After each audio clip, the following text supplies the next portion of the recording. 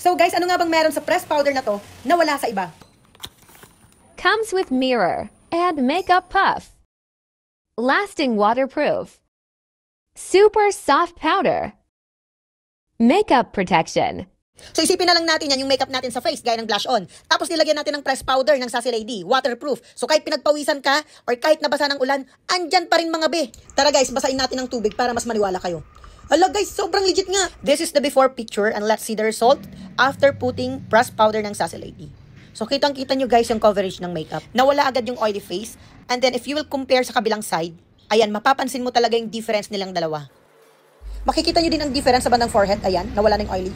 Pero sa kabila, sobrang oily. Takpan naman natin ngayon ang mga dark spots sa face natin.